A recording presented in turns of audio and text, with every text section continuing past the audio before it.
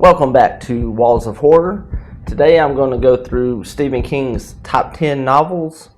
I did a video, not sure when this will come out, but I think I filmed the video a couple weeks ago where I went through horror writer or reformed horror writer Lisa Tuttle's top 10 novels. And so I had mentioned my plan to do a Stephen King one, so now I'm finally getting to that. Now, if you don't know, back in May, The Guardian released their list of top 100 best novels in English. So these are novels written in English or later translated in English. Now, how they made their list is they actually polled, I believe, around in the neighborhood of 150 writers, editors, maybe critics, stuff like that. But they polled them and asked for their top 10 English novels. And then they took everyone's top 10 and kind of aggregated it into the top 100. Now, I'm not going through all the way through the list, but I thought, especially since I am a horror reader and I'm a big fan of Stephen King, I thought it'd be cool to do a video going through Stephen King's top 10 list. Now, I mentioned previously, I earlier did a video similar to this on Lisa Tuttle. And in that video, I kind of opened up with an introduction talking about a few of her books and how I knew her. I'm not doing that with Stephen King. If you're a horror reader, you at least know who he is, whether you like him or you don't. I have previously done a top 10 Stephen King books, and I also talked a lot about his importance to me as a writer and a reader on my Booktube newbie tag. So if you're interested in my thoughts on Stephen King, you can check out those two videos. I'm going to go ahead and get into his top 10 list. I have it pulled up here. Now, on Lisa Tuttle's list, they have them listed, 1 through 10. They have the title and the author. And then next to it in parentheses, they have the number that novel ended up on the final 100 list. All that's on here, but on Lisa's, under every selection that she made, every novel, she added like a line or two on her thoughts of why she chose that novel. Stephen King does not do this. He does have a short paragraph, mostly talking about what he left off. So I'm going to go through his top 10 list, and then I'll go over his paragraph at the end. So Stephen King's number 1 is Moby Dick by Herman Melville. It's at number 15 is what it ended up being at on the top 100 list. It ended up at number 15. Stephen King has it as number 1. It's many times considered the great American novel, if there can be such a thing. I've sort of ranted about Moby Dick in previous videos. I DNF'd it twice. I finished it on the third time, and then not long after that, I listened to it on an audiobook again. Didn't enjoy the experience. I'm not a big fan of Moby Dick. I'm not gonna. If you rate it, I expect Moby Dick to be ranked pretty low on top list of novels, so I'm not really gonna complain or fight you too hard on that one, though. So Stephen King's number 2 novel is Ulysses by James Joyce, and it ended up being number 3 on the Guardian's 100 list. I've never read Ulysses. Ulysses just seems, from everything I've heard about it, even like people who like it, it just seems like hard and annoying. I've never had any interest in reading Ulysses. That the same goes with Finnegan's Wake. That's the other big one that a lot of people talk about when it comes to James Joyce. I have read Dubliners, and I like it. If you watched many videos on the channel, you know that I do prefer short stories, and so I do enjoy Dubliners. It's not really as written as obtusely as like Ulysses, or like you hear Ulysses, or Ulysses. As I said, I haven't read it, so I'm only speaking from hearsay. So number 3 is Light in August by William Faulkner. I am a big William Faulkner fan, and Light in August is one that I really like. Now, it did not end up on the top 100 list, but Stephen King has it at number 3. So there are really 3 big Faulkner novels that you hear talked a lot about whenever people are talking about the Great American Novel or the Great Faulkner Novels or something like that.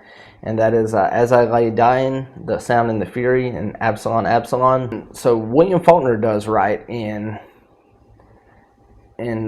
sometimes like purposefully difficult novels. He's trying to write a hard novel for you to read, but I've always found that his stories are enjoyable. I do enjoy his writing, even if it is difficult. Probably the most difficult book that I've ever read that I also really liked was probably The Sound and the Fury. And honestly, after you get through that first section, it's not really difficult, and then the first section starts to make sense. You just have to get through that.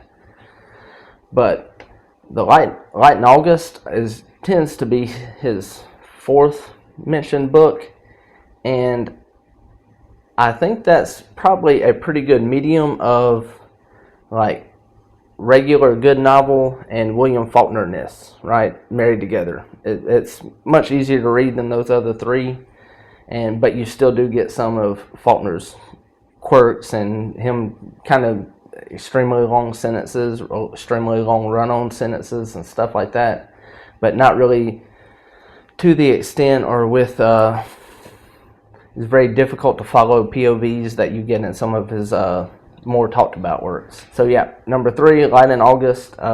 This is the first one where I'm completely agree. I don't know if it would be on my top 10 of all time, but I do like this one.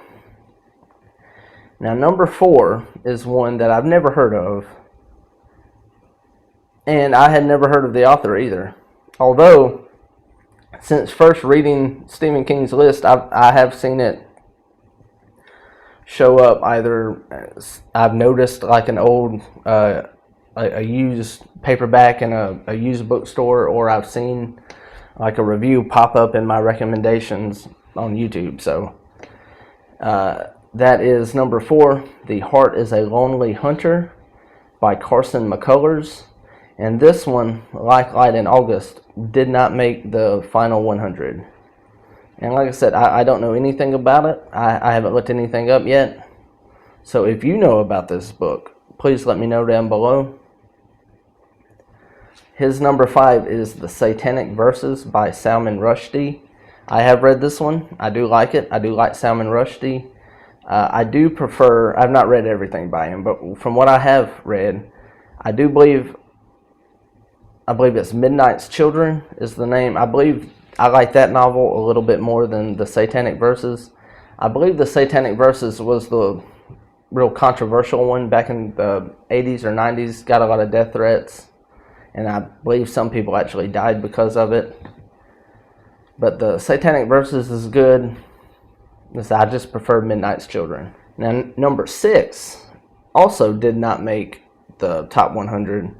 And so far it is my favorite book on the list. That is number 6, Wise Blood by Flannery O'Connor. Again, it did not make the top 100. I love it. I really like Flannery O'Connor. I've talked about her in previous videos.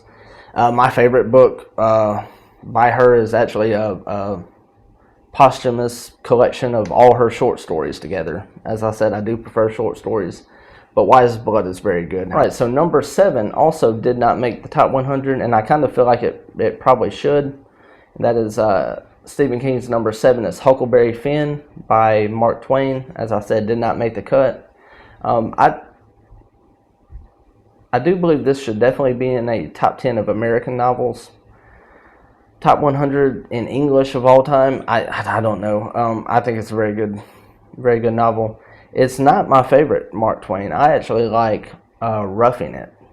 It's about riding in a covered wagon heading west. So number 8 did make the final 100. Number 8 is Madame Bovary by Gustave Flaubert, and it ended up being number 10. So Lisa Tuttle had a different Flaubert book or novel on her top 10 list. I had never heard of that one. I've heard of Madame Bovary. I haven't read it. I've heard a lot about this one, so I can imagine. I'm not surprised seeing that being on like a top 100 novel list, I guess. So we're going to get kind of quick now. The next two, number 9 and number 10, I've never heard of neither of them, and I don't think I've heard of the authors either. And neither of these novels made it onto the top 100. So So I'm going to go through them real quick. Number 9 is Nana by Emile Zola. And then number 10 is McTeague by Frank Norris. So Frank Norris sounds kind of familiar, but that could also be like a henchman in a noir that I'm half remembering. So I don't know, but yeah, Nana, Emile Zola, McTeague, Frank Norris. If you know either of these, please let me know down below. A couple, I guess, interesting stats. On Lisa Tuttle's top 10, I had read 6 of her books. And on Stephen King's, I've only read 5. And then also on Lisa Tuttle's, 9 out of her 10 made the final 100, and on Stephen King's, only 3 of his. So he kind of went off in left field with his selections. Although I can see why a couple of them probably, I would agree that probably should be. So that's his top 10 list. Like I said, Lisa Tuttle had a couple lines with each selection. Stephen King didn't do that. He gave a short paragraph at the beginning. So I'm going to go over what he wrote for that. So he writes, "Too many, not enough, not a single Dickens. I'd say David Copperfield or Oliver Twist. What about the Iliad? Of course, what lasts isn't always good. The Scarlet Letter, for instance." So, yeah, he did not have a Charles Dickens on his top 10. And again, he's picking either David Copperfield or Oliver Twist. I'm blanking out which one it is now, but Lisa Tuttle did have a Dickens on hers. I don't think it's either one of those, but I might be misremembering. And I said in that video that my favorite Dickens is probably Great Expectations, followed by Christmas Carol, probably. I also really like A Tale of Two Cities. So he also asked, what about the Iliad? I guess these are kind of his honorable mentions here. The Iliad is kind of a long poem, or an epic poem. So I don't know that would be on the top novel list. And then he kind of gives a dig at Nathaniel Hawthorne, The Scarlet Letter. We read The Scarlet Letter in like grade school, probably junior high, somewhere in there. I don't remember that much about it. It was one of those that I was, one of those assigned works you don't give a shit about. You're just trying to get through and not fail the class. So I don't remember it real well. I do like Nathaniel Hawthorne's short stories. I've read a couple of his novels. I think there's The House of Seven Gables. I don't remember that well either. So, do you agree with Stephen King that Nathaniel Hawthorne is a terrible novel writer, or not? That's Stephen King's list. I believe this will probably be my last video talking about the Guardian Top 100 list. So if you're still watching and you're not subscribed, go ahead and subscribe. Even if you didn't like it, if you're still here, it must have been worth watching. You can talk all the smack you want in the comments. You're not going to hurt my feelings. If you like the video, give me a thumbs up. If you don't, give it a thumbs down. Let me know below what you think of Stephen King's novels, what you think of what I think of the novels, or let me know some of what would your top 10 English novels be, or whatever. Please let me know down below. Thank you for watching. I'm going to wrap this one up, and I'll see you in the next video.